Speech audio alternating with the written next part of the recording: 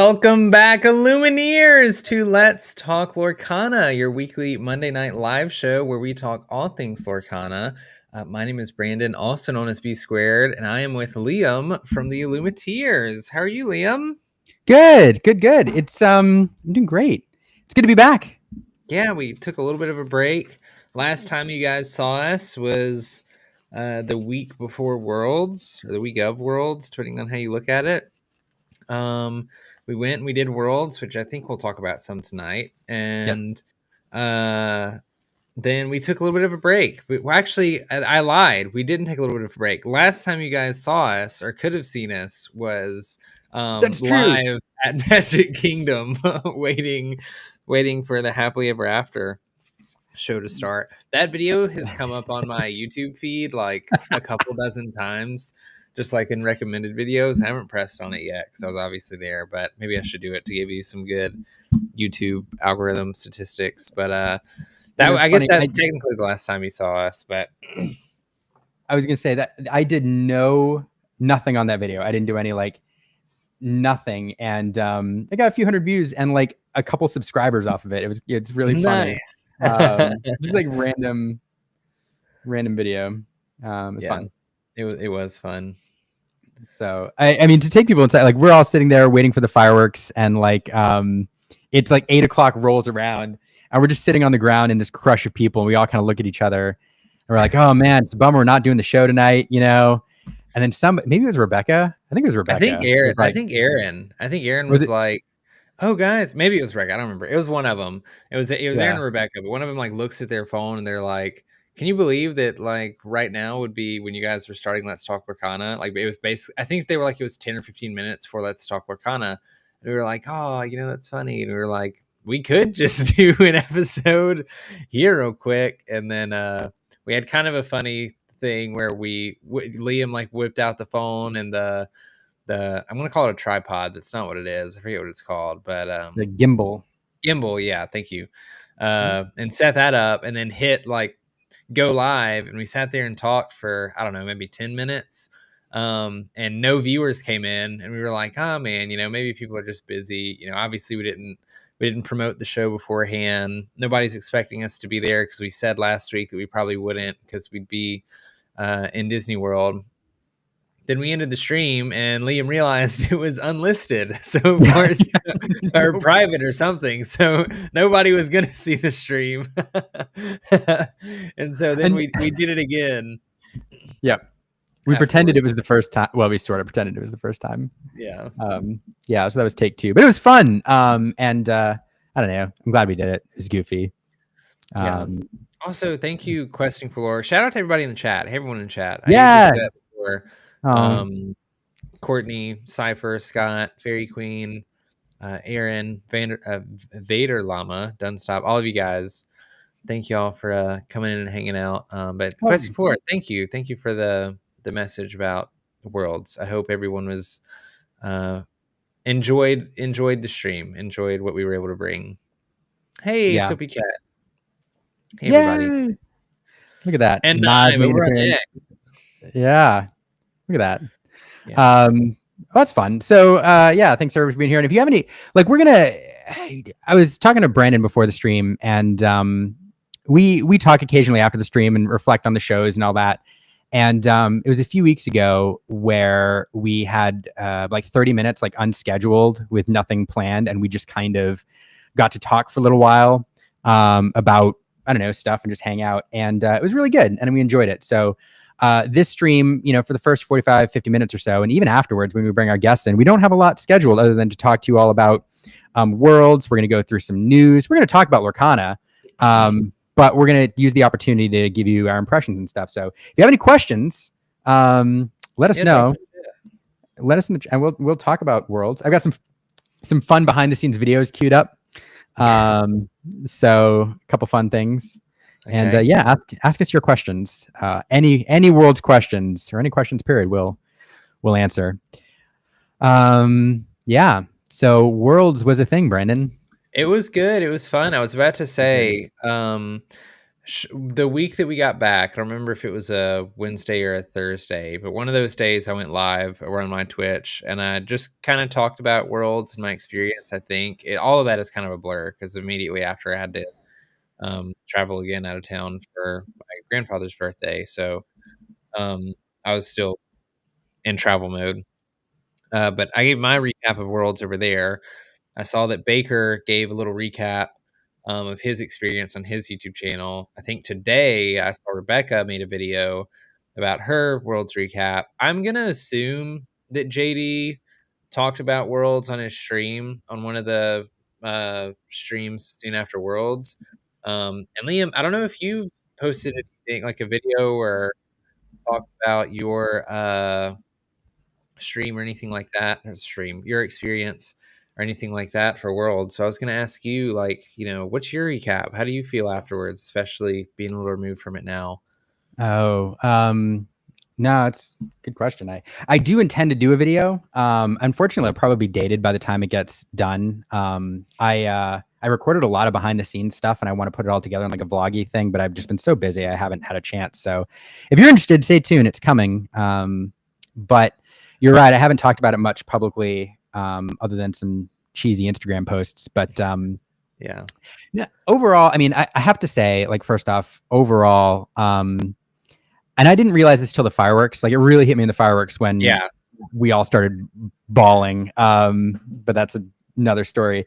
But I know for the players, everybody realizes like that it was the culmination of a journey for them, and going through all the tournament series and prep and all that. We kind of went through a similar arc, most of us casters, and from Atlanta, for us, Brandon, all the way through the different challenges and the learning and the getting better and improving ourselves. And Worlds was kind of the culmination of that journey for us as well. And it really hit me hard, like really 2 times. One was the first time I saw the intro, which, we were, I wish I had the picture up, but we were standing in the booth getting ready to go.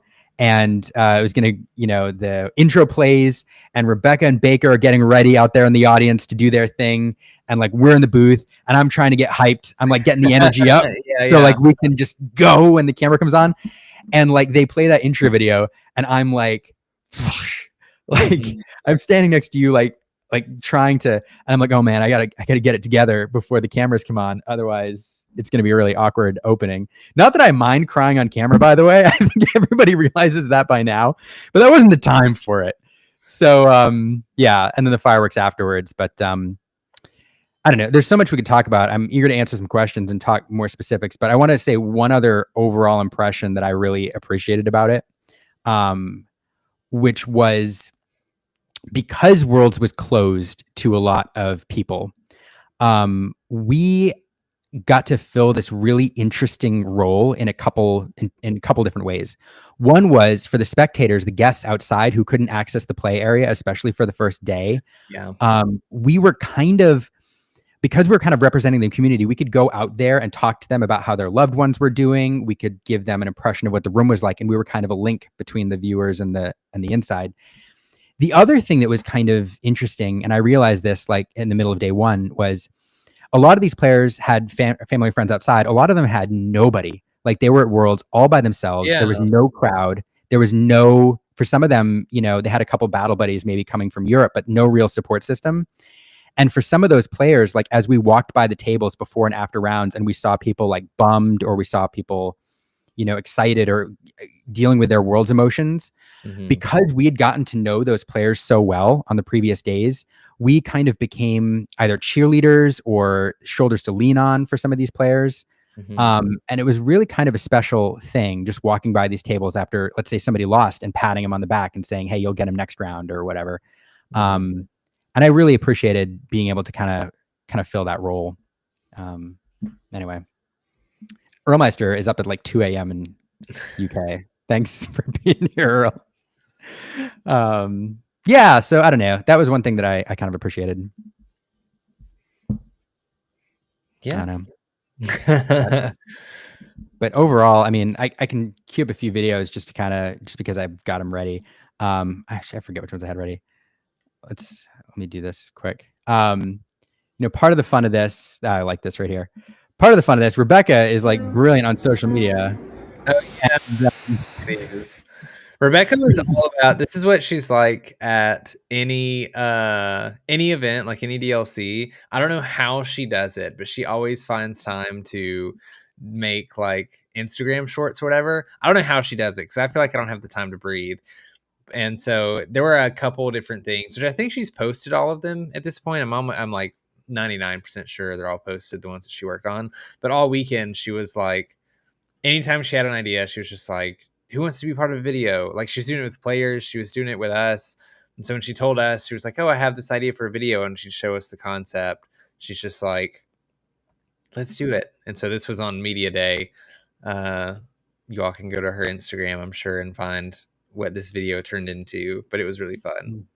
Yeah, I don't know. Yeah, I agree totally. Yeah, I agree, man. I don't know how she does it. Like not only to have the ideas, but then the execution. Here's another fun one of us. This is just us hanging.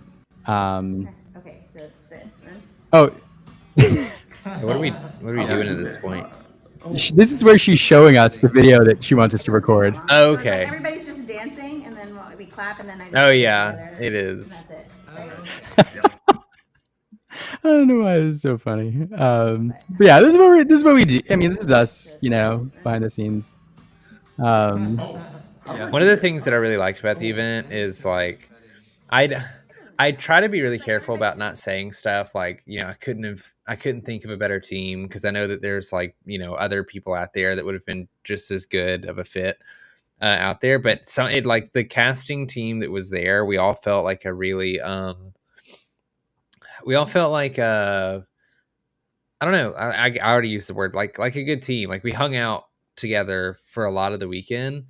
And obviously, like some of us hung out with players and talked with players and things like that. That's something that I thought about saying earlier, and my mind went blank. But when you were talking about cheering on the players and stuff, it was kind of nice to get to know the players a little bit more, because there's a couple that I know and hang out with and talk to semi regularly. But I'm not near. I don't feel like I'm near as good as some of the rest of you when it comes to like talking to other people and building relationships and things like that. And I always try to say hey to these guys at events, but it was nice to, one of the silver linings of things being closed is that it was nice to be able to have that opportunity to like hang around the players and talk to them and things like that. But I think the video you just showed, I don't know, it just made me remember, like we spent a lot of time together as a casting team, hanging out with each other and stuff, which was kind of nice. Yeah. I agree. I'm chuckling at the chat as you're talking. Also, I think Baker is 6'3", I think is what he said, maybe 6'2", something like that. Because I can't tell you how many times over the weekend, like in various Discords, I saw people asking. So at one point, it may have been Friday, it may have been Saturday, I literally was just like, Baker, how tall are you? And he was like 6'3". So I answered, so I could get the answer for everybody. Yeah. Yeah, he's very tall. And I was going to make comments about it being unfair, like standing next to him. But after the intro with like Rebecca, I was like, I can't make any comments because like, that height disparity was pretty pronounced. I also wanted to say that anyone who's heard the Casters talk, or I guess the Casters talk, maybe might have heard this already, but you mentioned like the emotions of seeing that intro video, like when we were at the booth. We didn't see a lot of that stuff the day before. Like that video, all that stuff was recorded on Friday, and it was recorded like semi early, I'd say, on Friday. But between the time of it being recorded and then us having rehearsal, I wouldn't say late Friday evening, but I was surprised to have rehearsal as late as we did.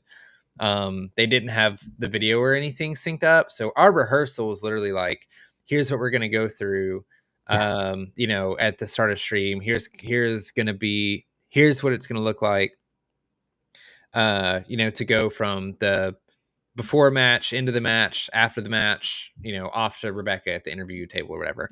And for all of those things, they were just placeholders. They were just like, And like as we're going through the rehearsal, they're like, and the intro will be here, and then you'll have this thing here. So there's a lot of the stuff we didn't even see. Like not only that, but also the video of the prizes when they're like, you know, panning across the enchanted cards and things like that.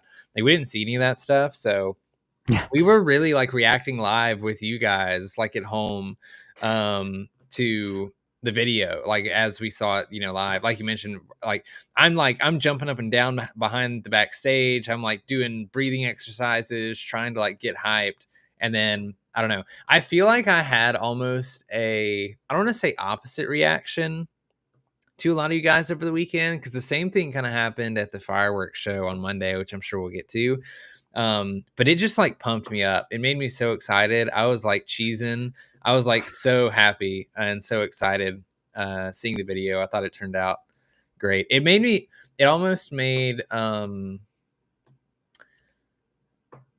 I don't know how to word this because it's gonna come off wrong if I say it the way I want to.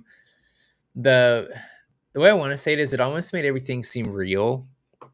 And what I mean by that is like when I click on a show on Disney Plus, or when I watch like a reality TV show or whatever, and they have this like fancy intro, you know, with like this music and the cast of the show is like doing their whole intro. Like that's what it felt like, which was unlike any other, you know, DLC. And not that we're the main characters or anything. We're just there to like guide everyone along. But I thought like I couldn't help but think about the idea of like somebody clicking on something on Disney Plus, seeing that world, you know, that intro for the event, and then like watching the event live. And I felt like it could have lived like in that space and it would have made sense. So I don't know. It was kind of cool. I said all that to say, just to tell everyone, like we didn't see the video the day before. We saw it live with everyone and went on a little bit of a tangent. But anyway, yeah. Yeah. No, that's why I think that's why it hit us so hard. Speaking of, we're gonna do exactly what you just watched. You guys were so sneaky about like recording stuff all weekend. There's stuff that you guys caught that I saw videos of later that I was like, I had no idea they even were catching any of this. Yeah. Elon Castle saying shout out to Tate. Yeah, shout out to Tate. Tate is amazing. He's so good. Yeah. Oh, did I get the actual? I didn't get the throw. So when we go up on that last one, oh, I had to get out of it. That's why I couldn't be in the shot. Oh, right, because it was like a 360, like super wide lens. Yeah. Thing. Otherwise, Liam would have been standing there. Yeah. In the video, which would have been less than ideal. But no, yeah, I don't know. It felt. There's so much more to say, but it felt like I don't know. It's the first time I felt like a professional, I think, too. That's something else. Actually, I don't know if I want to talk about that. I definitely felt like a professional for Worlds, for sure. And like working with the team that we worked with, which was really cool. I personally, I think I told you guys this. I want to say it was either Seattle or the Continental Championships. One of those were probably closer to the time that I felt like I really knew what I was doing, you know, like I almost felt prepared, and like, I guess professional is the word. But I certainly felt, you know, that as well for Worlds here. Yeah. I don't know. Anyway, I was trying to find some more behind the scenes stuff. I'll throughout the show, I'll try to pull some more stuff over from my phone and show you all. But yeah, it was overall it was very, very good. You know, to kind of cap it off, just to make sure we don't miss anything. You know, Friday, as you all know, is media day. Everybody getting to know each other. A lot of videos recorded. That's when they recorded all the really hilarious, like how to drawing the cards videos that killed me when I saw them for the first time. Same. And you know, we were doing a bunch of media stuff, recording those intros and getting to know the players. I was getting talked to about having a professional or a study guide that looked a little too professional, but which was fun. But justifiably so. I should have made it clear that was a an Aaron made product. But and then oh goodness gracious. I loved that one. The one of Mo. I wish they would have shown them like more throughout the weekend. I wish they didn't save them to day 2. I don't know if they just wanted to like wait to only use them for the top 8, because I have to assume that they got every player to do that throughout the media day, because they were doing that for a little while. They were fun backstage fact. The space that they recorded those videos in was the same room that the caster desk and everything was in. So while they were recording that early on Friday, we obviously couldn't be in there making a lot of noise or rehearsing or anything, which is probably partially why our rehearsal was a little bit later. But I had no idea what they were doing. And I have to assume that they did all the players, but I don't know. The production and everything that they did for Worlds was just so fun. Like, I hear complaints about being a little bored with just the set trailers in between, like for downtime and stuff. And I think people had a really great time with like having the videos of the players, draw cards from memory, or having the intro sequence play, like different things like that. I think were just more refreshing and entertaining for the audience. So I hope I imagine that can't be done for every event, right? Because every event's not as big as Worlds, but I would love to see more stuff like that from Ravensburger, where it's just like, maybe it's player interviews, even if it's or caster interviews or something. I don't know, something that's more entertaining than just rewatching the same set trailer over and over again, which, to be honest, might be a little different if we had updated set trailers, but that's another topic that I'm not gonna dive into. Yeah. That is another topic. But yeah, no, I agree. I do love those things. And I love, like, we do have them for posterity now, like forever. So in future tournaments, they can use those forever. But I do like that. I like when the audience gets to know the players and they're not just names on a screen. They're actually people that they know, people whose sense of humor they kind of get. And, for some of these players, we knew them. For some of these players, we know them very well. We'll see a couple here tonight. Mo and Zach, for example, are players that in North America we know very well. But there were lots of others from Europe or from New Zealand who we didn't know all that well. And so those types of videos and that type of content, does a lot to kind of open those players up, to us and let us know who they are. So there was some fun stuff. And just random stuff, like people don't, like Lucas Kaupa like wore a Mickey Sorcerer hat all weekend long. Yeah, like that thing. And only player to play Blurple too. Brilliant guy. And then Domingo, I think, random stuff. Domingo had a Hades card that was like critical to his win to get to Worlds, and he actually got a tattoo of it. I didn't know that. Yeah, look at this. I'm gonna switch my camera view here. So I don't know. So some of these players, I did not know that. That's crazy. Yeah, that looks sick too. That's a sick tattoo, wasn't it? Look at that.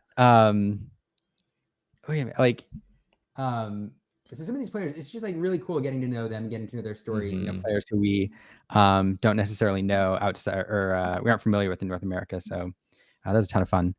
Speaking of which, Monday, Erin's texting me. She's like, make sure you talk about Monday. So we did the tournament. It was a lot of fun.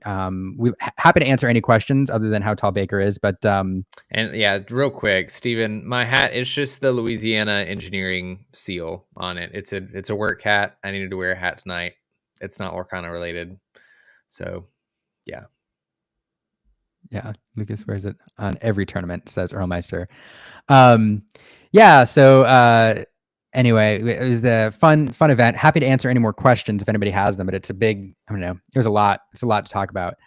Or if anybody wants to see any more videos or whatever. But then Monday, I really appreciate the fact that they gifted us some passes to the park on Monday.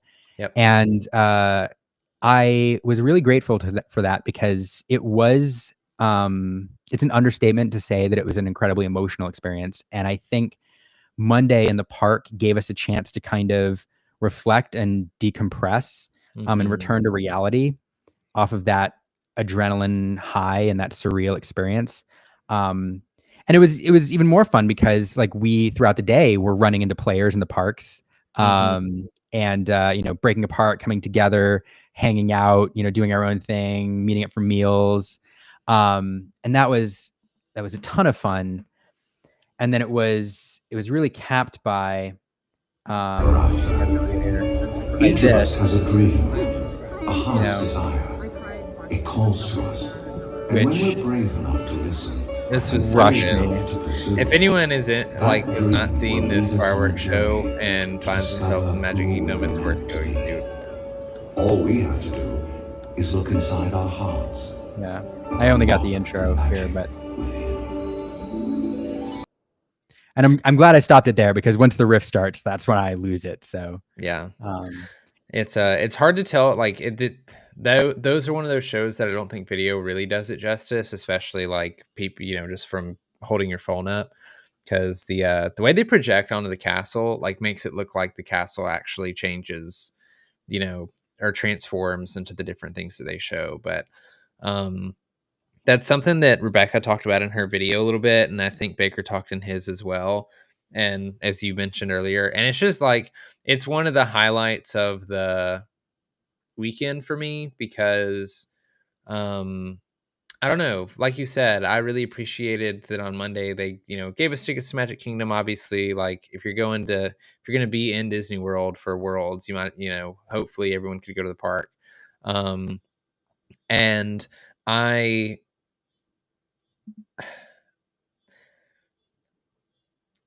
like you said earlier in the stream, I think it's easy to see how the players have a journey, right? That's part of our job, is to kind of like explain the player journeys to the audience and make them familiar with it. And I don't think people know or recognize sometimes, or maybe acknowledge like the journey that we go on as well. And like it doesn't need to be, because we're not like the main stars for that at all. But for personal reasons, that show, being there like with everyone, JD ended up going a little early, but being with the rest of you and kind of sharing that moment, and for that show to kind of be a real wrap up of the weekend, because this is also the last day, right? Like it's the last thing we're doing in the parks.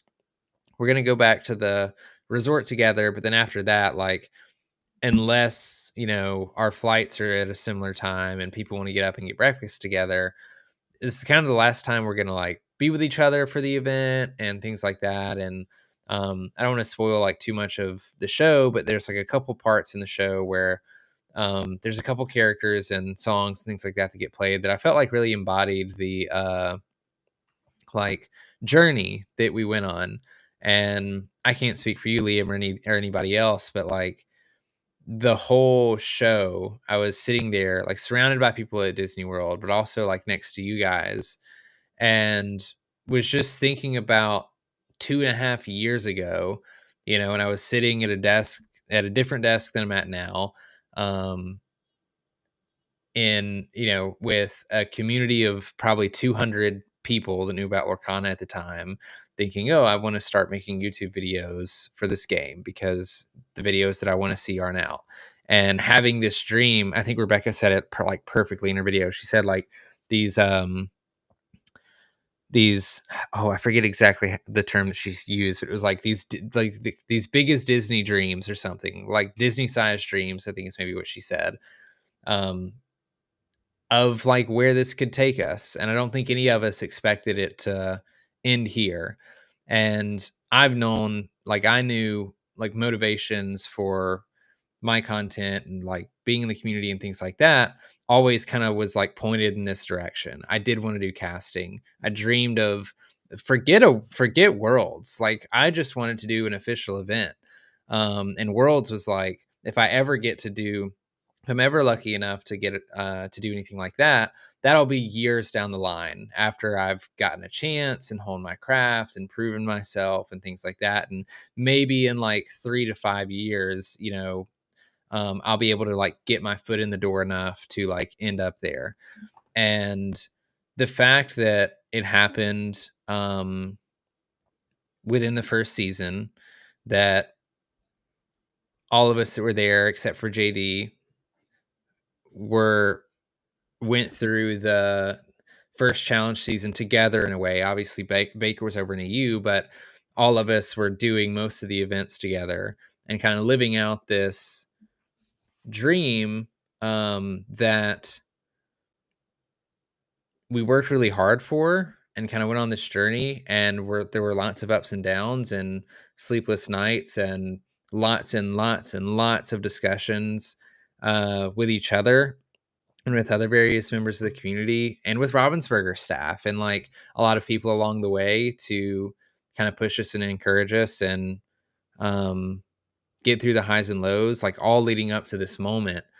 Was just special because, like, I don't know, there was the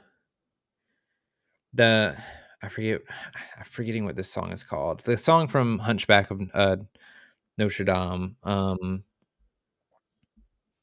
that was, like, one of the songs that played, and there were some lyrics in there that really struck me, and then, like, towards Go the distance. yeah, and then Go the Distance, towards the end was just one of the things that, like, I think we were all just kinda losing it at that point because it's like, it's such an easy song for any scenario like this, for people that, you know, start at the bottom of the mountain and, like, climb their way to the top, and, I think all of us just felt out there. Thank you, Vader. I think all of us were just feeling so, like, appreciative and kinda soaking this in and almost, not like a "we made it" feeling, but just this feeling of, like, we did it, I think. Um, I don't know. And it was a really special moment, especially, sharing it with the people that were there, and I wish JD had been there. I don't mean to call him out earlier for, anything. He just obviously wasn't like, this was his first opportunity to be at an event, and I'm glad that he was there because he's extremely deserving. I don't know, it was just special to be there with you guys, and like that whole day, I was just reflecting on how long it had taken us for us to get to that spot, and then just how surreal it was that we were actually there. You know? Yeah. I can't talk about this too much because I'm gonna cry again. My only other thing that I wanted to say was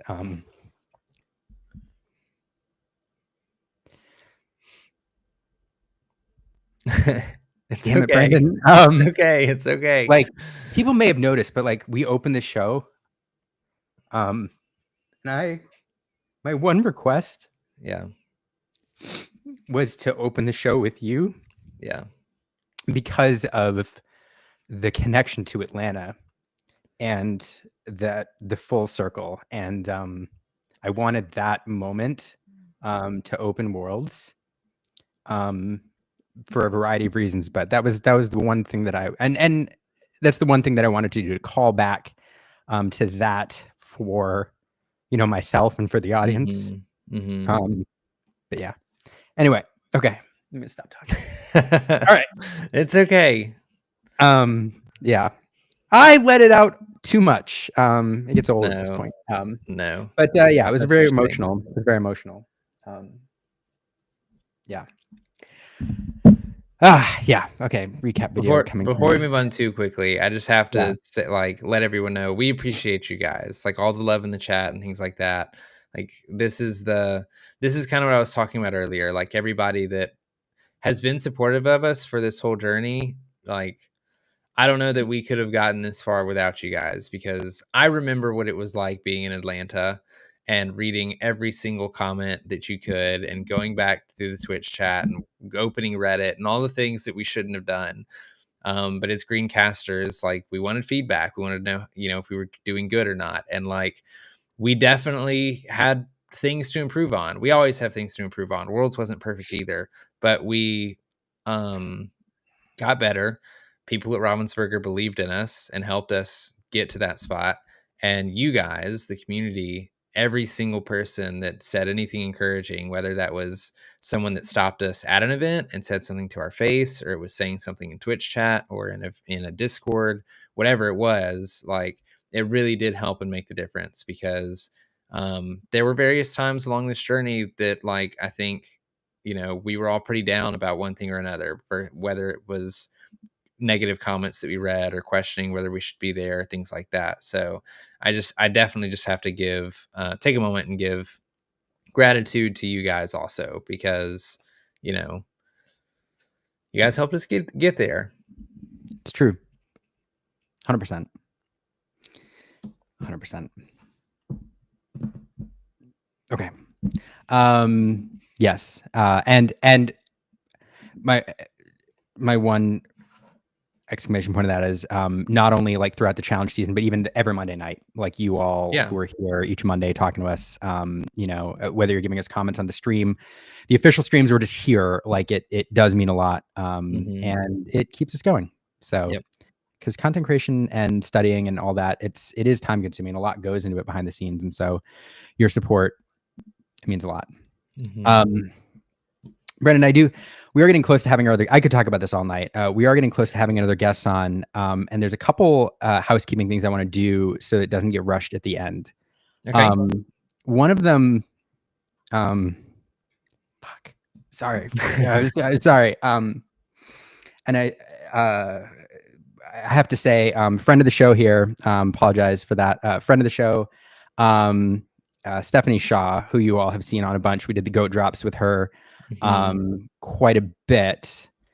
You know, and she's been on the show quite a bit. We've known her for quite some time. She's one of the most amazing artists and people I know. You know, publicly came out this week. She got diagnosed with thyroid cancer. We've kind of known this was a possibility for a while, but I only mentioned it because, hey, if you appreciate her and what she does, and, you know, having her on the show, she has been pretty public right here about her diagnosis, and she is launching an online store sometime soon to kind of help her through what she's going through. And for those who don't know, like, Stephanie was the artist behind Merlin Goat. And it's just a wonderful Lorcana artist in person. So if you're watching right now, you know, and you're so inclined, just head over to her Instagram if you're not following her already, and you know, give her a follow, and you can help support her through this. So I wanted to take a moment to mention that because we appreciate her tough time. So yeah. So had to get that out of the way since we're feeling all emotional. On a happier note, again, before we get into the second half of the show, Brandon, I have a new hat. I want to say thank you to new team hat. Add it to the collection. Big thank you to the Incredibles up in Dallas for my new hat. Remington took it straight off his head and gave it to me to wear on the show. It's one of the OG hats, so I appreciate Remington adding to the collection here, and I appreciate the ability to support you know, another team that I really enjoy. So yeah, so new hat for the collection. What else did we need to talk about? May as well say at this point, and I'll remind everybody at the end of the show, tune in next week. One of the things we're going to do next week, Brandon, we're going to talk a little bit about a couple tournaments coming up. One of them, we're going to have somebody on from the Ink Invitational, the tournament organizer there.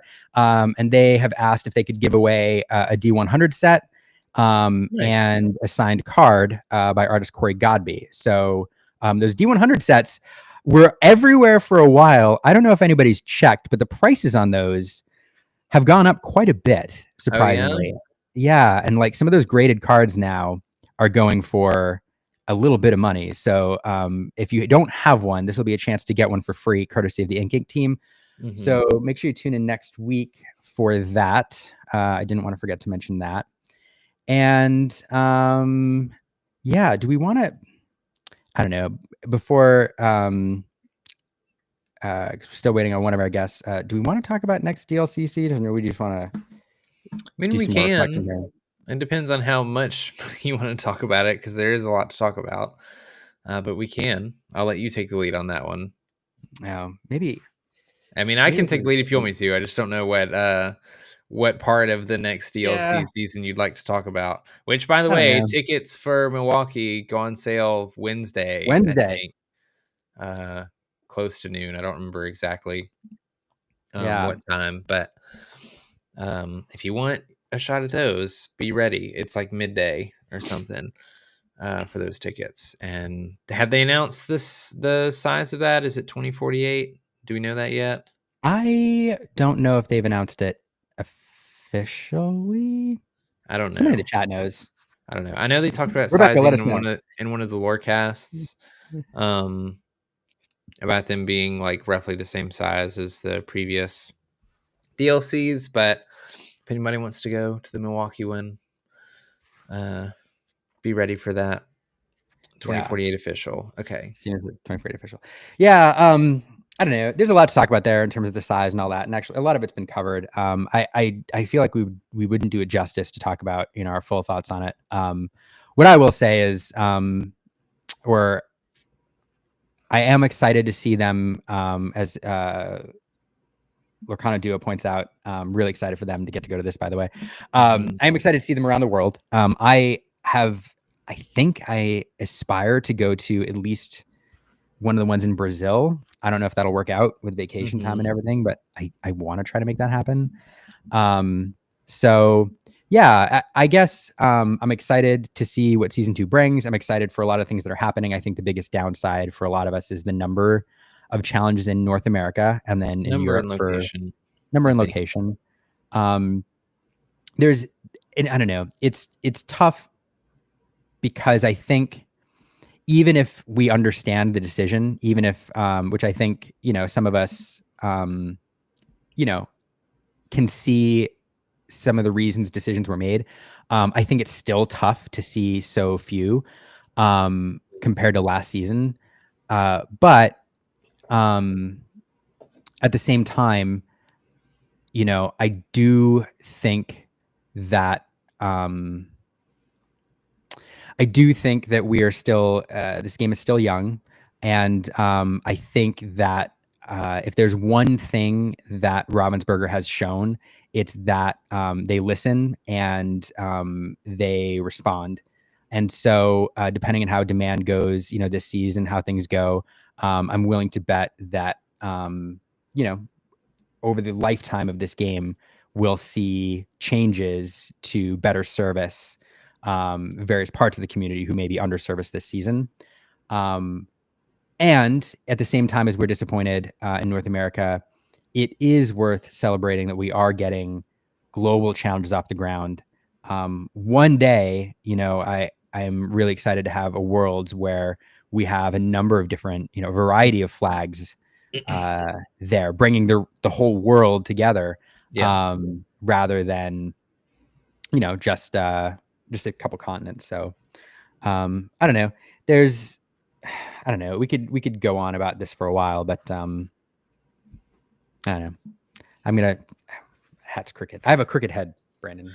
Yeah, I want to take a quick second just to validate everyone in the community and a lot of the feelings and takes that I've heard of it. Of course, we're a couple weeks out from it at this point, so maybe this is old news for a lot of people. But I don't know. I've seen a lot of different reactions based on the news, and I've seen some people that are generally happy because it's expanding globally, and yeah, maybe it'd be nice for there to be more events in our region, but they're happy in general, or they think it's fine. I've seen some people outraged and saying, this is so upsetting. I can't make a DLC because there's not one even close to me, and why is there half the DLCs or whatever.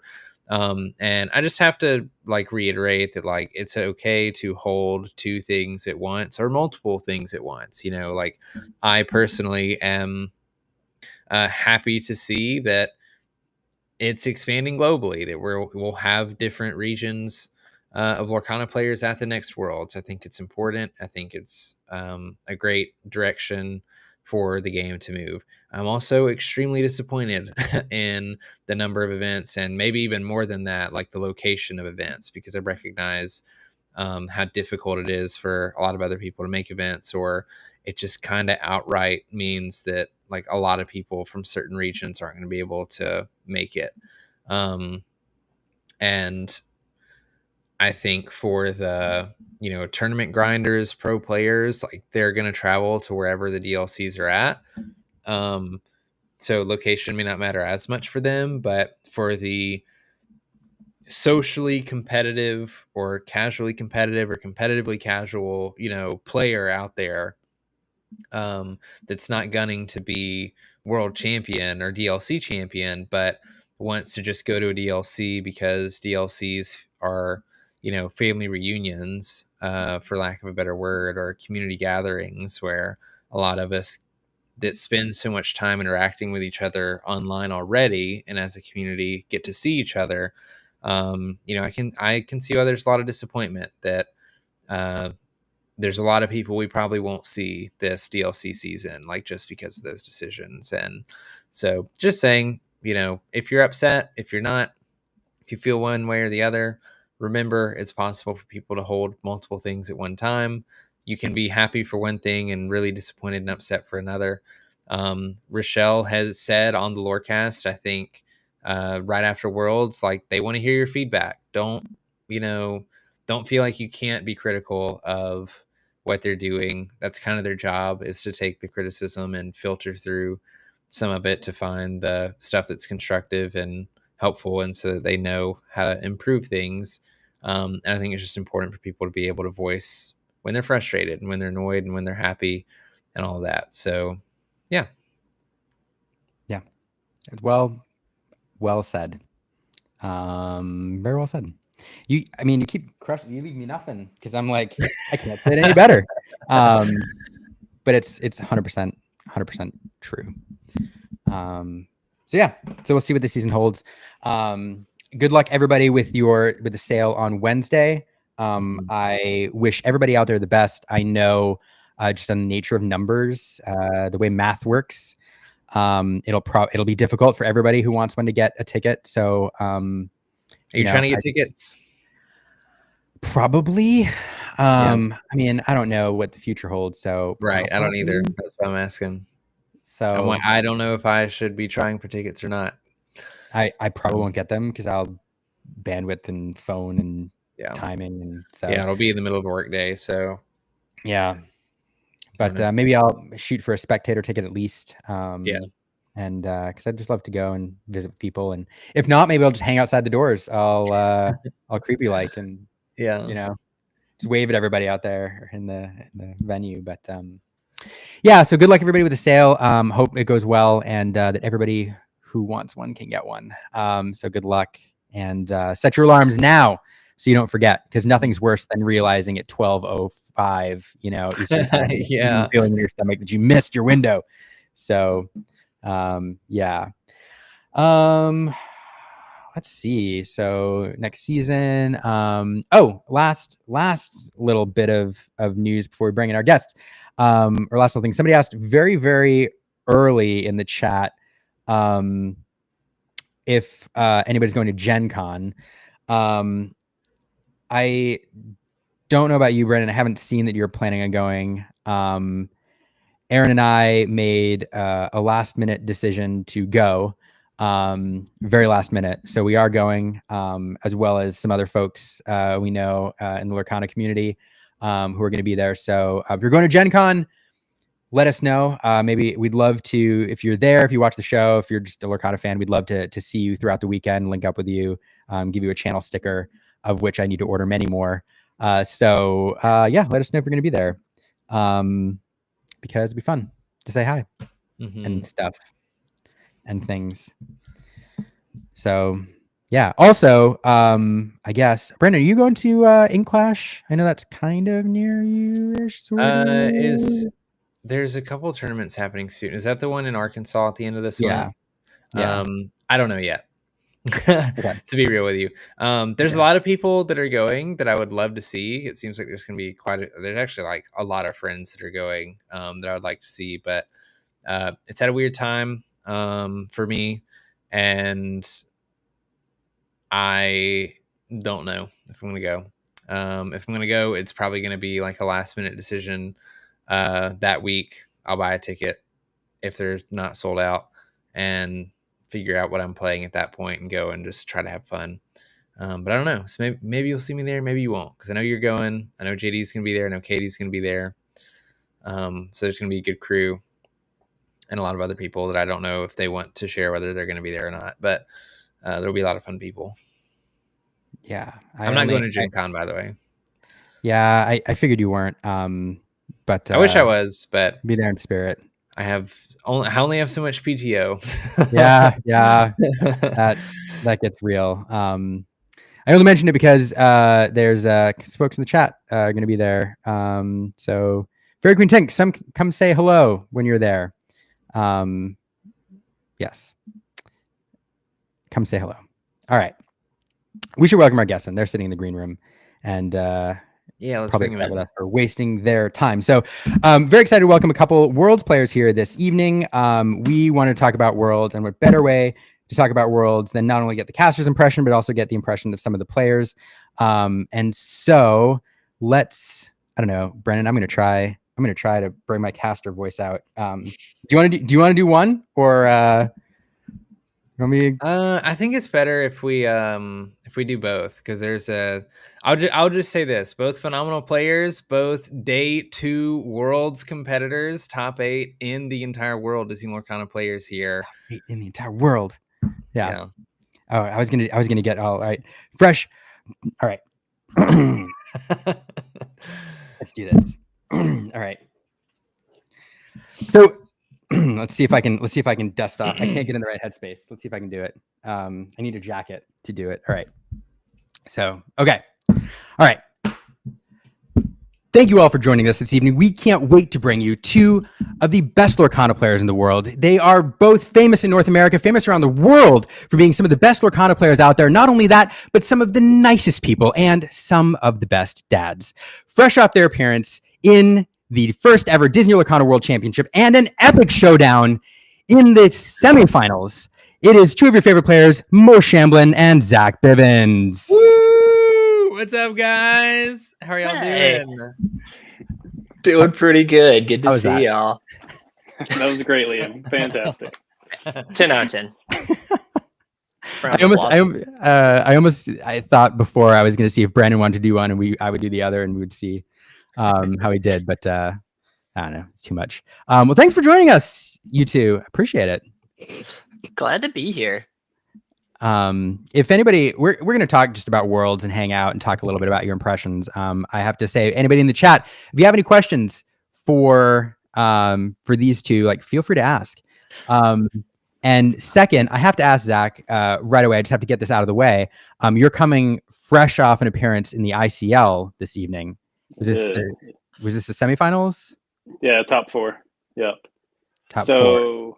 I played the red-blue deck, same as I did last time in it, and I ran into green-blue, so didn't go well for me. Oh no! No.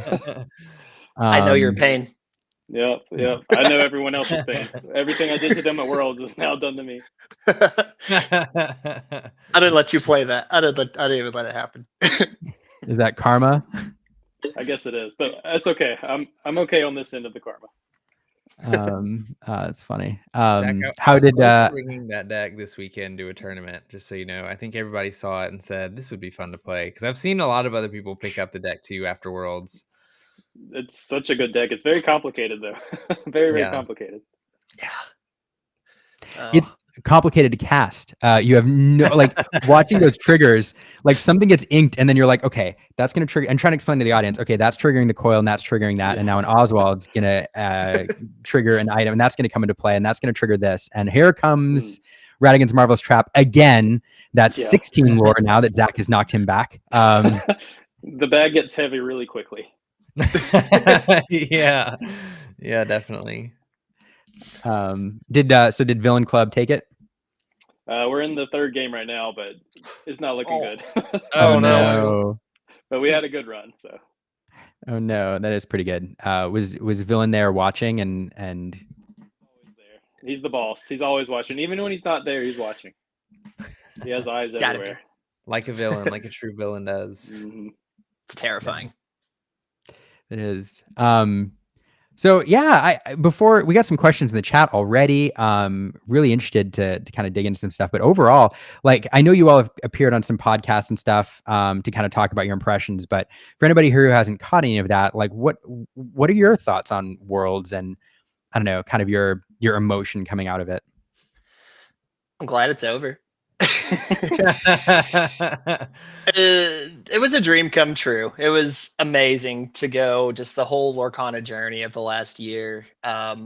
Beautifully culminated in playing against my friends all day in the highest stakes matches I've ever played. But it was a blast, and so glad I got to make my mark on that first year.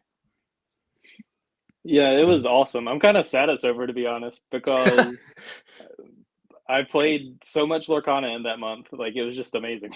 And I'm kind of sad that it's over. So funny story. I took a break. I took like a week off, and I'm like, oh, I'm not touching the game till like Fabled. I'm just gonna take a break. And then I catch myself a week later, like playing, and I'm like, okay, I do actually really like this game. So yeah, I'm not going to any tournaments this month. Like, I'm not even going to set champs or anything. I went super, super hard for Worlds, and my wife deserves a break from the kids. So nothing this month. Exactly. Oh yeah, that's fair. That's fair. I'm yeah. So a lot of questions in the chat about triple deck. And what your, Fairy Queen Tank asks, what your thoughts were on 3-deck format. Was it enjoyable? Was it stressful? And then kind of, well, there's other questions related to that. I will just go to the next one here. Mama Soros up in Dallas, how long did it take you to figure out what your 3 decks would look like? Yeah, so kind of, what are your thoughts on the format and how it performed? And I don't know, do you enjoy it? I loved it. Like, you get, as a person who thrives in just like the chaos of deck building, I looked at that format and I'm like, I can definitely just like even out my percentages and just like cook here. It was a lot of fun. There was a lot less variance of just running into a bad matchup when you can just let the Storm Rage on, or ban the control deck and target aggro. There's just so many paths. Yeah. And as for how long it took me personally, well, Zach, do you remember when they told us about the format? I don't know the exact day, but it was probably. Yeah, it was a while ago. It was a while. It was from that day till like the Monday before Worlds, before I finally like decided my exact decks. Yeah. Yeah, as far as deciding the decks, so I kind of knew I was going to play green blue for a really, really long time. After that, it was kind of, I got to fill in the gaps from there. But I knew I really, really, really wanted to play green blue. So it kind of started with that. It kind of started with the Ruby decks in the beginning. Like, I tested red, green, and all the random red stuff to see if I could find some random Ruby pairing that was really good, because then it would make the rest of your lineup really easy. But they weren't really working out all that super well, except for Ruby Amber. That was actually really good. And it worked out perfect because, like I said, I knew I wanted to play green blue. So you can play both of those color combos, and then it leaves me with my color combo of Amethyst Steel. So it kind of worked out perfectly as far as that goes. So I knew I was playing green blue of some variant, and the red yellow, I was testing Mufasa and random stuff. I had 4/4 Mulan with Poison Apple in there at some point. Like, I tested some really crazy stuff. I would say about 2 weeks before I knew the decks I was playing. The funny thing is, I tested the green blue and the red yellow like tons and tons. It wasn't until I got to Disneyland that I even started with purple steel, because I knew I would be fine no matter. I could figure that out no matter what it was going to be. So that list actually was like a week before, but everything else was maybe 2 weeks just to be completely sold on that. And as far as the format, I loved it. It was made for me because I'm a deck builder. And I had the craziest lineup probably. Like, I think the format was made for me. There's so much skill expression in it. There's like a billion factors. So it's something that absolutely was perfect for me. So I loved it. Freaking Gloyd Orange Boar. Am I right? Off the top. Yep. Honestly, I loved your lineup, and I love green blue going into this event. Like, it was so tempting. Yeah. And it was red yellow that talked me out of it. I just couldn't convince myself that I could make it win the matchups I wanted to win convincingly enough. But like, no, your lineup was sick. I looked at it day one. I'm like, of course. Everybody was scared to play me. Everybody kept saying that. So yeah, I felt fantastic. And then once I made it through the sealed 3-0, like I knew I was locked. It was over from there. I had a different start to my day, so don't be bragging.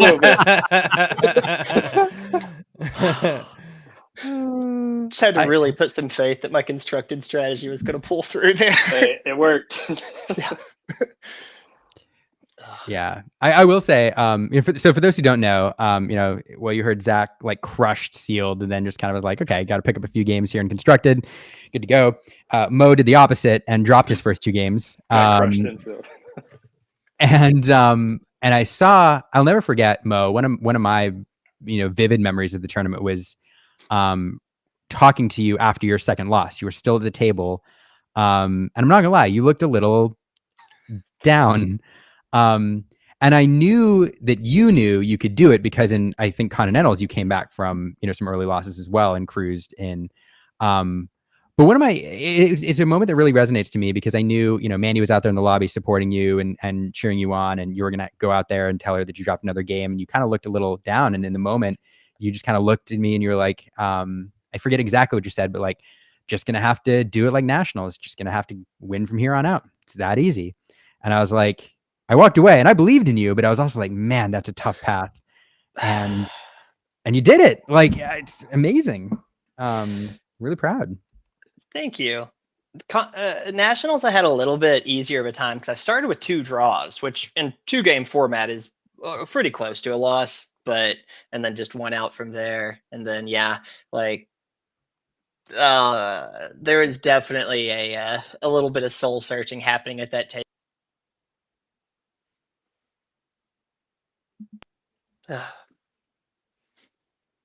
Yeah, I think we lost you for a second, Mo. Or at least yeah.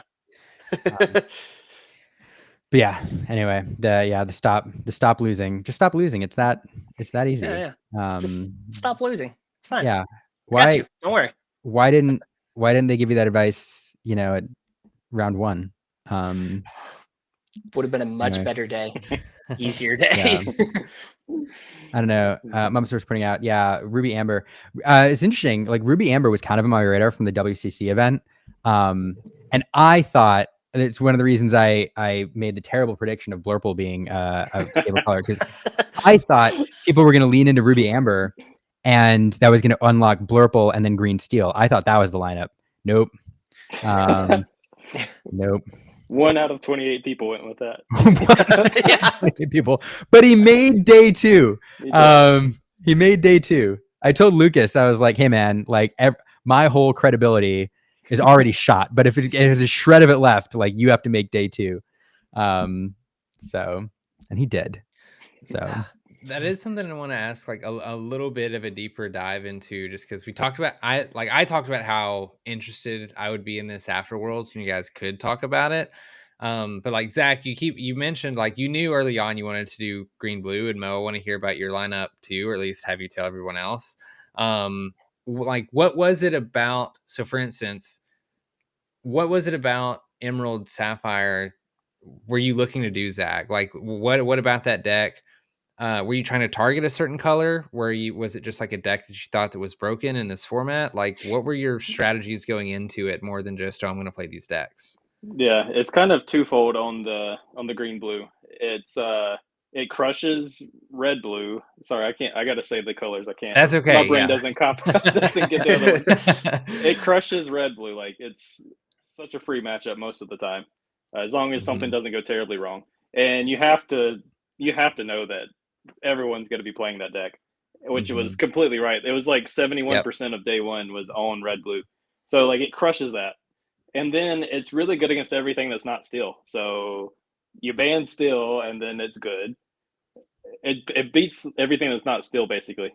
So that was basically it. Twofold there. You beat the deck that's going to be in every lineup, and you can ban its only problem. So yeah, that was it for the green blue. Okay. Yeah.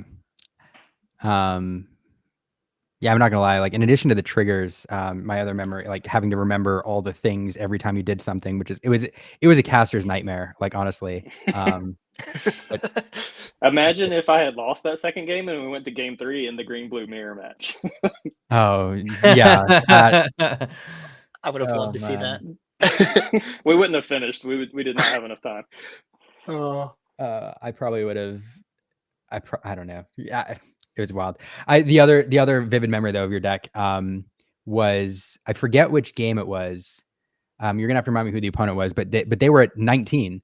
I thought you were done, and Radigan's Marvel's world Trap thought came I out. was dead. Yeah, because the whole match, it felt like it was just against you, and like it had that sense of momentum on your opponent's side, and all the way to 19.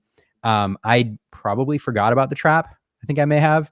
And then that was the game you knocked them back like 12 lore by the end. And I saw you afterwards. It might have been right afterwards, or it might have been around later. And I think I mentioned that I got to commentate your game.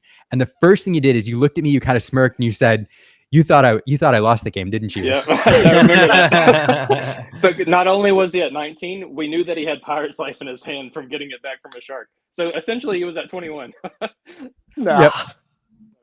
Yeah, I remember asking you that. I thought for sure the whole world would think that I had lost at that point. Yep. I did. And then that marvelous trap, just again and again and again. I don't know. I have these funny memories, and that's one of it. It's Mo, like, and after the loss, and then saying I'm just gonna have to come back and win, and then Uzak, like that moment where you're like, the first thing you said was like this smirk. You thought I lost, didn't you? I think he said the same thing to me the next morning, by the way. We were at breakfast talking about it, and you were like, you thought I lost, didn't you? So... Yeah. Not even close. Yeah, lots of people just admiring that color combo there. Harrison's asked this twice. Sorry, Harrison. I feel like you've asked it twice now. You're probably considering playing it. I should, since we're talking about the deck. He's asking, what would you change about the green blue for set champs, or would you leave it the same? Since set champs are coming up, it seems relevant. Okay. What do you think? It's a good question. So I will start by saying I've played like 1,000 games with the deck, and like 10 of them have been against steel decks because I did not plan to play against steel, so I didn't waste my time testing. But essentially, you have to probably add in some Ursulas to get rid of the songs, because now you have to deal with Let the Storm Rage On and Strength and Zeus. So you're gonna cut your Sir Hiss probably for Ursula. I think that's the main thing. You might add in Signed Contract, which is a different item. You would probably cut one of your Emerald Coils for one of those, and maybe something else for one of those. Essentially, you're just going to tailor it towards Still Song now, because with the Ursulas, you can beat them. So you have to take out some of your Diablo answers, so you're going to be worse against Diablo, but you need to have a chance against Amber still. So yeah, just add in Ursulas is the main thing. Yeah, that's good. There you go, Harrison. Make those changes, take it in, and then let us know how you did if you bring that into set champs. Taking notes over here. Yeah, there you go. It's funny. So Mom Source asked, what are you considering for set champs? I know Zach's answer is nothing. Yeah, nothing. I figure, Mo, are you gonna do any set champs, and are you I think I owe someone a puppy deck, so I'll have to make that happen at some point. But otherwise, I don't really think so. I might go to hang out with some friends. I might give the green purple deck one last rodeo before things change. But really, just taking it easy for a little bit, If you design a puppy deck that I can take, okay. Full disclosure for everybody out there. When you do commentary and you have a job and you also do a live show every Monday and you also record content, or you're trying to sell a house or doing other adult things, like Brandon and I do, you don't get to play Lorcana as much as you'd like. And my locals have been hassling me because I've missed a couple set champs now, and they're like, you need to come out to set champs this time. So on stream here, if somebody takes the time to design the optimal puppy deck or a pretty good puppy deck, I will bring that into set champs. because I want to. So yeah, just saying. Okay. I'm cooking. I got you. Don't worry. You did it before in the server, so now it just needs a little updating. What are questions? I gotta scroll back here. This is good. This is one more question I wanted to make sure we got to. What was the highlight of the weekend for each of you? Oh, honestly, it was tough. I think it's a toss-up. I think it was my hug with Kurt at the end of day one when I realized I made it. It was, from starting off so far away to getting there. And then watching fireworks with the family on that last day. We were doing our own thing, but just having a good little family moment in Disney. Just a blast. Little one had a great time. Mandy had a great time. I had a great time. It was fantastic. Yeah, it's impossible to pick just one. The whole weekend was a highlight, but I mean, the award ceremony was pretty cool. I always love being involved in those. So that was pretty special. And then having my wife and daughter there for the award ceremony was cool too. But we actually stayed in Disney for 11 days, so we had quite a few highlights. Wow. Nice. Yeah. Oh, I did build a lightsaber. That is worth talking about. It was it's one of my favorite things. Where is it? It's in the bedroom. I have to go a long ways to get it. I won't bother y'all with that, but Fine. What color lightsaber? Oh, purple, of course. the old Mace Windu, eh? Yeah. I think I saw an interview where someone was basically saying that George Lucas pretty much just made that color into the Star Wars lore just because Sam Jackson wanted it, and I think that's awesome. Yep. Were any of you recognized outside of the Worlds venue? Twice for me, and I thought that was crazy. It must be the stash. Like, it's weird. Yeah, a couple of times. So I have a crazy story about being recognized, though. I have been recognized in a mall one time randomly as I was going up an escalator. Someone yells Zach Bivens, and I go back down the other side of the escalator to go down and talk to them, which blew my mind that someone outside of the tournament would know who I was. So it's awesome. Yeah, but that was weird. But yeah, a couple of times outside of the World's venue. Yeah, that's awesome. Brandon, I don't know if I mentioned it. So we got we got recognized a couple times in the park as well, which we were on broadcast all weekend, and it was just a couple times. But one of the highlights for us, I think, at least for me, was like the fireworks happened and we're all like kind of emotional and like we're all just kind of decompressing. And then we talked about this earlier, and the fireworks ended, and we all just sat there, like all of us commentators who were there just kind of like sat on the fence, and the crowd dissipated, everybody left, and we were all just quiet for a while as we kind of like let the experience kind of wash over us. And Elena was being especially patient, so that was also nice. And then I thought, like in the moment, that was the climax for the weekend, that was it, and we'd reached the peak, and we're now coming down the other side. And then, like immediately after that, Aaron goes over. Aaron's like walking nearby, and one of the staff photographers recognizes her and says, "Hey, can you, oh, I watch your show. Oh my goodness, Aaron." And then Aaron's like, talks to them for a minute and talks to Anthony and is like, "Hey, yeah, blah, blah, blah. By the way, all the commentators are like over there." And he's like, "Oh my God, can I take your picture?" And so we all come over and try to take a picture. It started raining. It was a whole mess, but there was a big group hug, and I don't know. Yeah, lightsaber. I'll let you finish. Don't worry. No, and Stuffies and Mandy. So like all of that it was really, really cool because it was not only like the emotion of the fireworks that just happened, and then it was capped off by one of the staff recognizing us and saying that we did an awesome job, and it was extra good. So, what is going on? Oh my goodness! Are those all from that weekend? All but the Mickey. Yeah. The Mickey actually came from Continentals, but they got the whole run of them. They didn't have a Clarabelle. I was really sad they didn't have a Clarabelle, but yeah. And the lightsaber. The purple lightsaber. Yes. Oh my goodness. Oh gosh. Oh, well, that's the view from now on.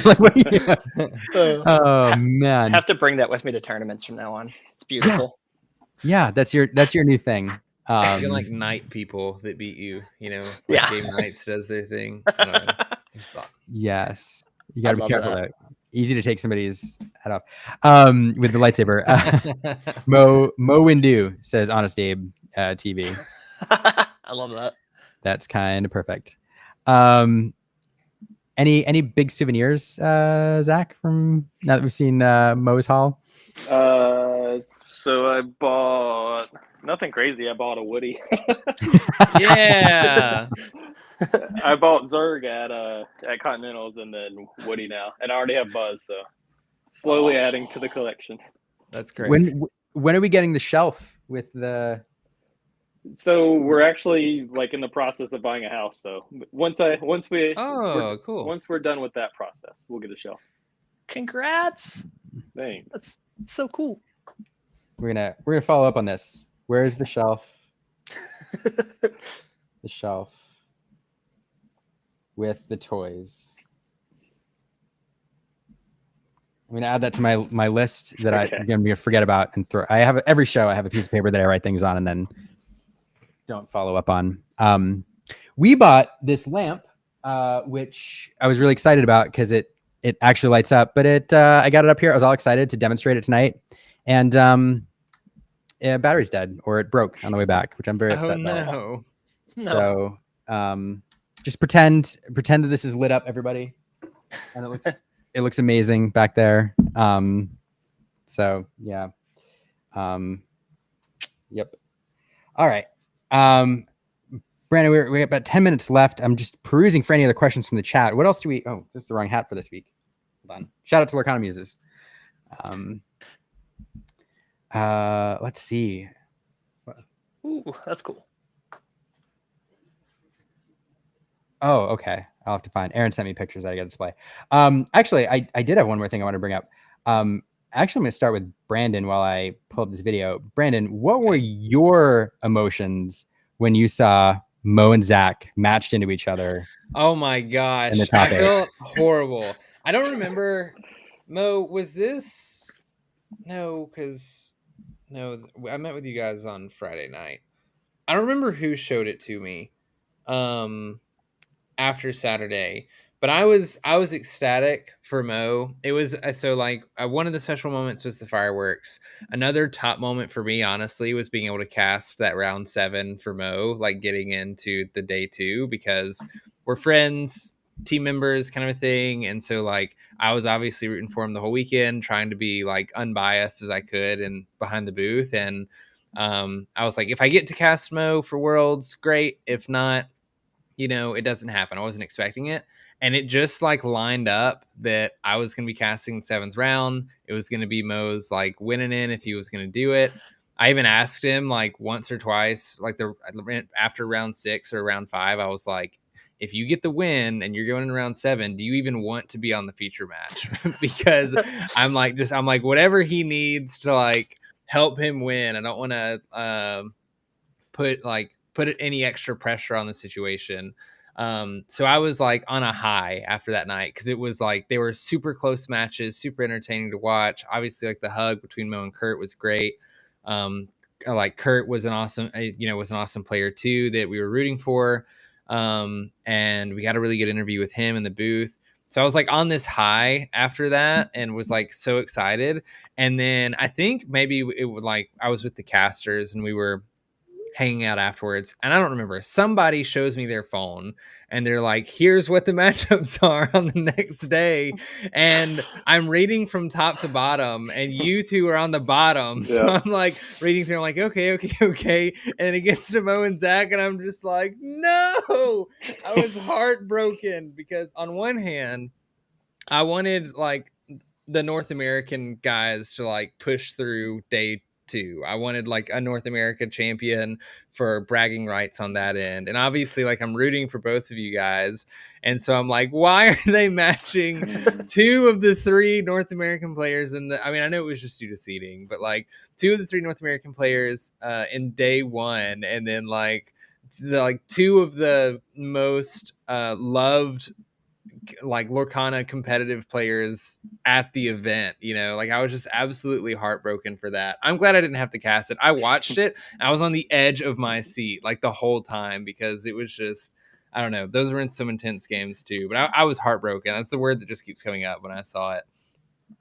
Oh, I was too when I saw the matchup. I was looking at top 8, and I'm like, because you have to separate the decks from the players, because I was going into this event taking mirror matches against the best red blue players, the best amber steel players in the world, and those aren't my decks. Like, so you have to separate from it. But I was looking at just everything very analytically, and I'm like, I have one bad matchup in top 8, and the rest of it's pretty clean. And then I saw that I thought at first, I was like, okay, so Zach's like 2nd seed.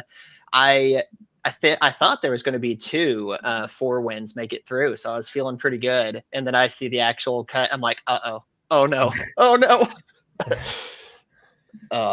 But I ultimately, like, being up there on stage, it was great to finally have a game against the man, the myth, the legend, the GOAT. Like, it was a blast. I made the decision to target his best deck, which didn't work out for me in the end, but I think it was still my best line there.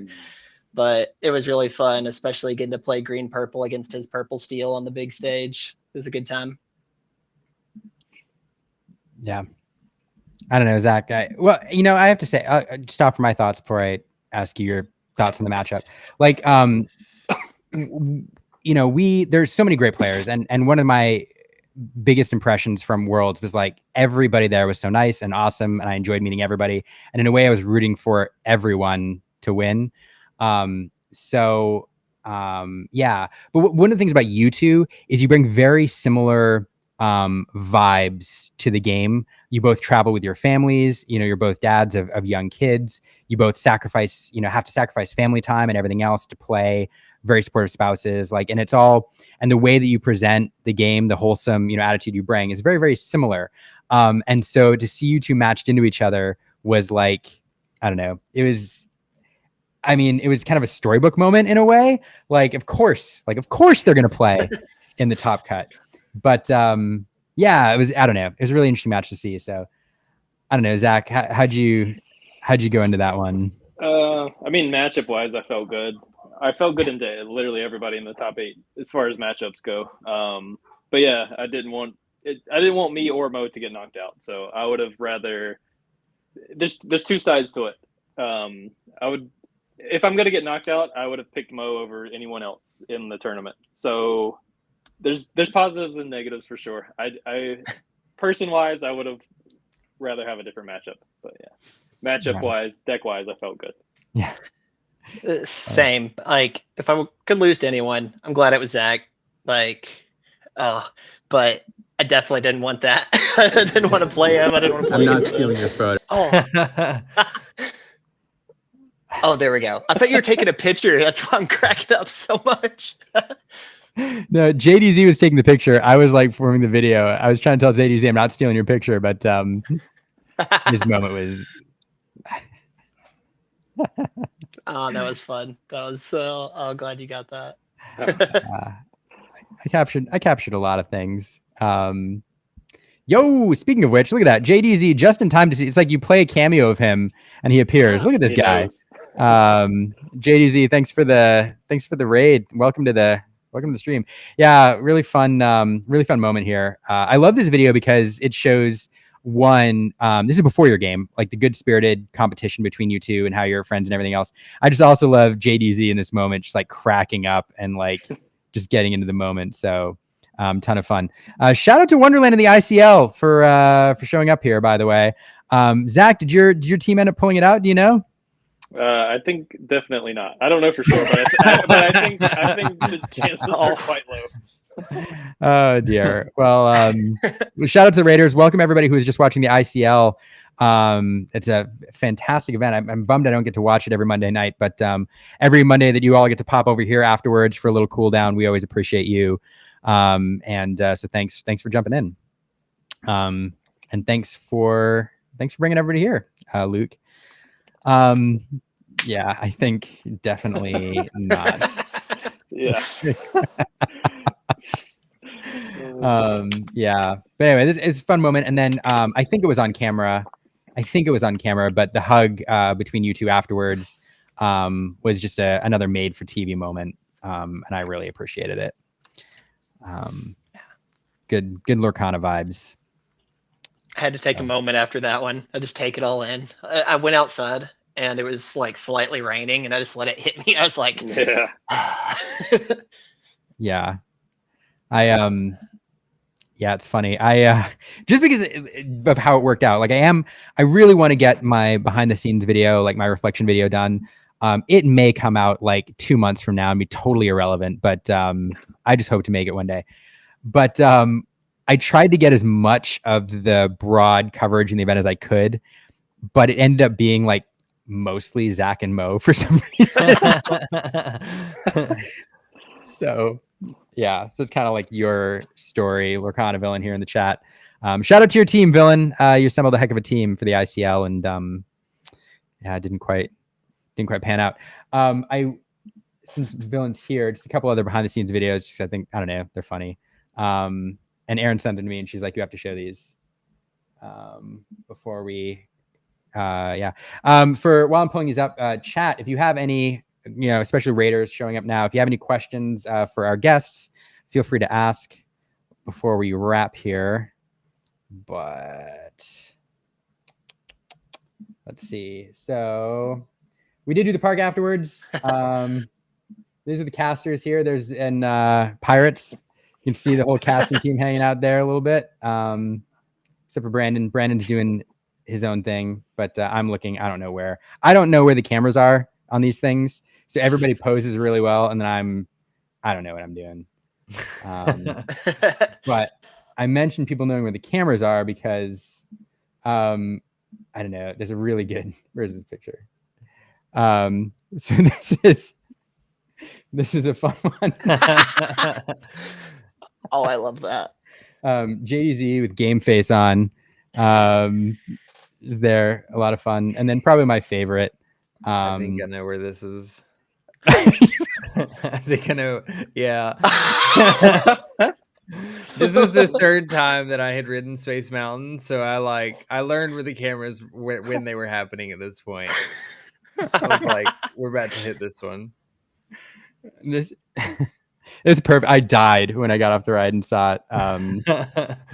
Full disclosure, I have no idea the camera's there. This is me in like in the what? Oh, I gotta find that one. I didn't. It's difficult to pull these up. But yeah. Anyway, Brandon has to be your. Yeah. Ed Chu asks, long time listener, first time caller, Ed Lorcana. I have no idea who this is, but I see him lurking in the chat all the time, asking about Gen Con. Since the Raiders showed up, Aaron and I will be going to Gen Con, and I know Brandon won't be able to make it this time because we have so much travel. Mo or Zach, I'm guessing you all won't make it. Nope. Yeah, no shot. Yeah, taking it easy for at least a solid month. Yeah. Yeah. All right. Well, while we wait for any questions from the chat, I don't know, Brandon, what are any other burning questions we have before we get close to wrapping? Real quick, how long did each of you spend on Sealed, practicing for Sealed? Yeah, actually, good question. I think I spent the least amount of time of any Worlds competitor on sealed, in my opinion. I mean, I just trusted that I knew fundamentals and stuff. So I flew down to Southside for a week and played with them for a week, and that was it. I didn't do any more. So I think I definitely did the least of any Worlds competitor sealed prep. I was super focused on triple deck and felt like there's a lot of factors I can't necessarily control in the sealed, and I felt like I had a good grasp on the deck building and the play and everything. So I felt like my time wasn't best used there. So similar, but I definitely wanted to feel like I could crack it. A good amount of time, a couple in-person days. You were actually there for one of them, Brandon. It was a super fun day. For just cracking packs and having a good time. I think my sealed practice kind of led me astray, because in a typical like format, if I just want to get like 2 games, if I just show up at a tournament and I want to get 2 out of 3 games or 1 out of 3 games win in sealed, it's a bit more manageable. And the thing I learned about Worlds is stuff like your pools, the dice roll matters a lot more when you're playing against the best players in the world. And yeah, it was. So it was a rough my practice kind of led me a little bit astray too, because I literally never picked Amber a single time that I practiced, and then I get to Worlds and I'm like, I guess I pick Amber now, and we figure this out now. So yeah, it was weird for sure, but it worked out. So. Yeah. You may have been the only person in the room playing Amber. I'm not sure. It was crazy. I absolutely would have thought there was no chance that I played Amber, but I played Amber. The one legendary in my pool, I got one legendary, and it was the Amber Goofy, and it almost talked me into it. But that's funny. I'm looking for one more video because I think it's funny. I don't know why I think this is funny. You were all talking about sealed. I think it's funny. For those who saw like some of the behind the scenes pictures, the way it worked was they had booster boxes that had all been packed or unpacked and opened, and they knew the card pool and stuff. So all the booster boxes sitting on the table, and competitors could come in one by one and pick the boxes. And we've talked about this before because they were you know, they kind of, people put bets on different boxes, and Steve Warner picked a box and Brandon and I picked boxes, and this is the whole thing. But one of the things, so the whole thing goes on, people come in one by one, and they made a big tunnel. So the players, you know, day one going in, you know, felt appreciated, and all the staff's clapping. And then I turn around for a moment, I'm doing something else, and I go back, and there's one box left on the table. And there's a significant gap between when the rest of the boxes were taken and when that one box is taken. And I was sitting there and I'm like, did they count wrong? Like, because everybody's sitting there, everybody's waiting. I'm like, did they count wrong, or is who's missing? And I wasn't going to go do the math. And so as I'm watching, you know, I look, here's Brian. I guess that's my box. Hey, let the box choose him. I like it. Yeah. So no pressure there. Yeah. Wherever box is let fate decide. But this is a look inside kind of the sealed pool at that point. Look at all the content creators doing content creator things. Yeah. So that's what the sealed pool looked like. But I don't know. I just got a kick out of Brian being like the last one in because it checked out, you know. Anyway, but that's a little bit behind the scenes flavor for everybody there. Occasionally, like a staff or a commentator would inadvertently walk in those doors when they were waiting for the players, and it was always a funny moment because people would applaud, and I don't know, it's goofy. Anyway, any good cards that you didn't? Okay, one more question from the chat. Any good cards that you did or didn't include, or that make you pick a color? I definitely picked Ruby because my higher end was lacking, and I had the red purple Hades from the newest set that lets you draw 2, and that was like the best card in the set. So for me, like, then I pulled not the best card total, but I was like, let's go. The best card I didn't include was probably that Goofy, because that was really tempting. Pancake Goofy, it is. I knew that I was picking Amethyst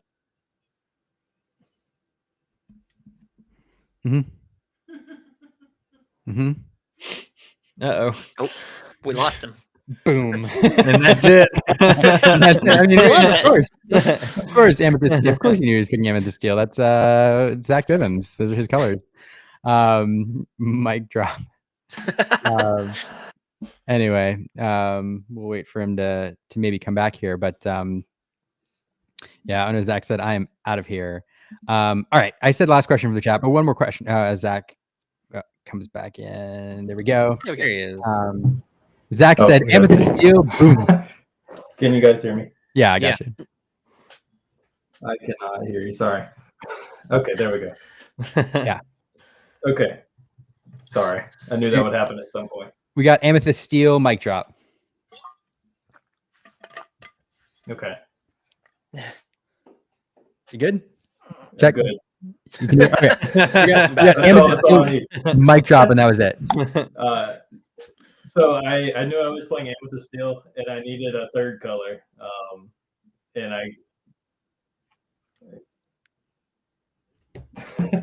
I kind of got forced into amber after that. Forced? I felt forced into amber. It's fair. I don't know. The funny thing is, like, again, you're the only person or one of the only people in the room playing amber, I think. But then when we watched you shuffle, we were looking at your deck list and we were like, there's like 4 amber cards in there. There's like not really amber. Just a splashing, if you will. I needed a third color, and I had the amber, amethyst, Pascal. Oh yeah. Yeah. Okay. That's a good reason. All right, one more question from the chat before we go, because Ed Chu says, would you all like to see sealed as a format going forward, or no? So that's a tough one, because my opinion of sealed changed dramatically over the weekend. I'm a big draft fan, and I am a big fan of limited formats for sure. I think there's a lot of skill that goes into them, and maybe when not playing against 27 other Worlds competitors, it'll feel a lot better. I'd like to see limited. I don't know if I'd love to see sealed. Maybe, I don't know. I'd play it. All right. Zach, you into sealed or sealed? So I went in there not happy about about playing sealed, to be honest. I think if me or Mo walks into a random card shop, we're gonna be heavily favored and we're gonna win. But when you're playing against the 28 best players in the world, I think there's a lot of variance from that. But I mean, I feel like it's fine. It's not the end of the world. So, yeah, I'm okay with it. Yeah. I don't know about you, Brandon. I will say this. It's a bear to commentate. Yeah. Yeah. And like a little bit of some behind the scenes on the casting stuff. We got other than like who was casting finals, essentially, we got to sort of pick, like, we figured out who was going to cast with who and when and that sort of stuff. And like there was a lot of discussion, or just the way it kind of like divvied out. There were like 1 or 2 people that were going to end up casting like way more sealed. I say way more, like an extra.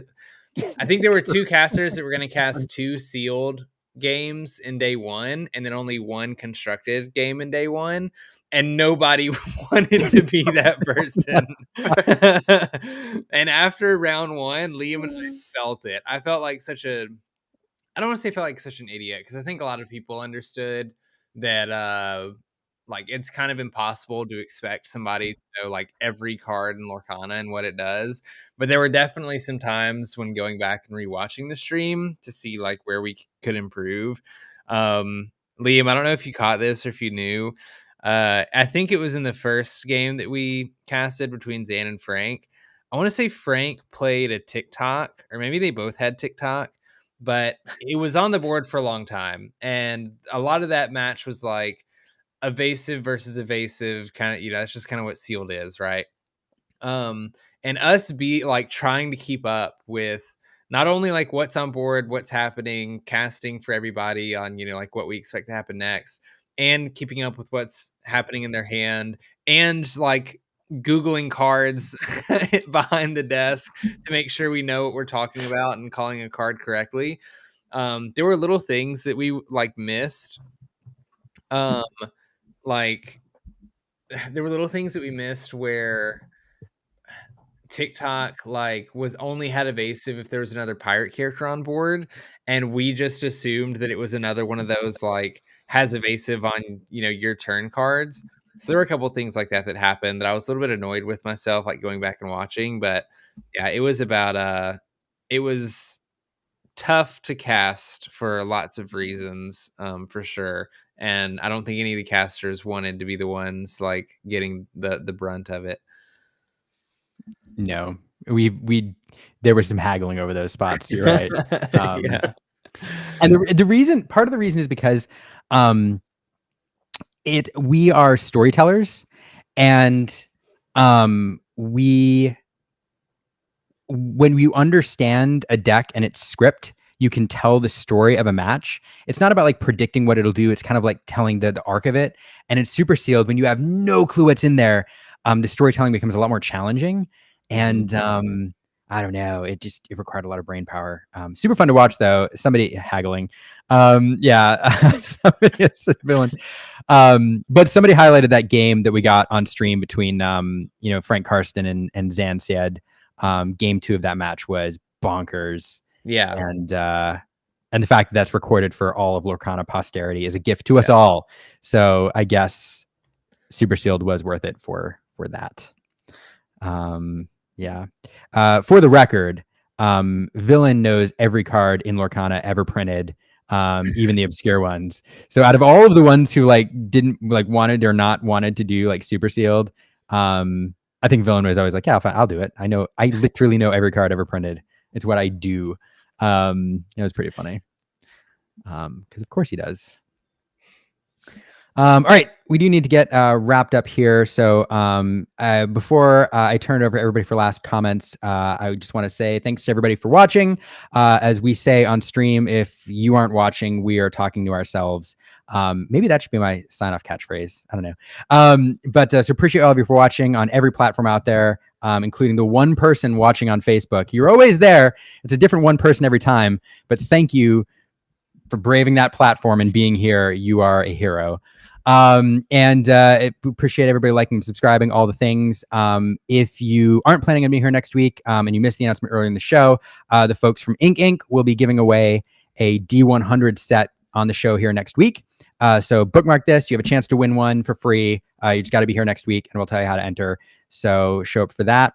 And yeah, hope to see everybody back here next week. So with that, I do want to give Mo and Zach a chance for any final thoughts. And one final question from the chat, from somebody we all know and love. How does it feel knowing that you are one of the top 8 in the world? Let me start because Zach gets to be top 4, which is a little cooler. But it's insane. Just the journey, like the trip to Vegas, the trip to Continentals here, playing these decks against the best players of them in the world, the same decks that I had been like based my Lorcana career on beating. Now I'm the villain playing them, and being able to just mark my stamp on the first year of this game until next year. I can always use that. It's just like, yeah, I'm 7th in the world. It's cool. But fantastic. You either lose a hero or live long enough to become a villain. Zach, what are your closing thoughts? It was kind of bittersweet getting 3rd because I feel like I made some not so good decisions to end in 3rd, but being 3rd in the world is pretty great. So I'm pretty happy with that for sure. It's pretty cool. Yeah, it's pretty cool. It's not bad. Yeah, I'm grateful, absolutely grateful for everything Lorcana has done for me. Like, I've literally built my whole life on Lorcana right now in these last couple years. So feels good to see it come to fruition and with a 3rd place at Worlds. But so yeah, it feels good. Well, it gives you something to to strive for now. Like if you won, then you know it would have been too easy. That's right. Yeah. That's right. I appreciate you wanting to throw in the towel in that round to give yourself a way to climb up next year. Like that's good of you. Brandon, what did we miss? I don't know. I think we talked about a lot. We did. We got a lot done. Yeah. What are we talking about next week? We're talking about some tournaments coming up. You mentioned that. That's true. Set champs. Yeah. Well, if you all are watching and you want to connect with us between the shows, or you want to give us suggestions about what to talk about next week, guests you want to see, things you want to talk about, decks you want to highlight, jump in our Discord server or Limiters Discord server, and you can connect with us. And yeah, let us know between shows if you are playing in set champs. I think coming up this weekend, right? They're going on, and you win, you perform well, you have decks you want to highlight. Like send them to us between the shows. We'll highlight them next week. We may even bring on some winning players, or at least highlight you all if you're out there and you want to be highlighted. And yeah, with that, let me get this link in the show notes. Where we go in the comments, and yeah, with that, it's one more.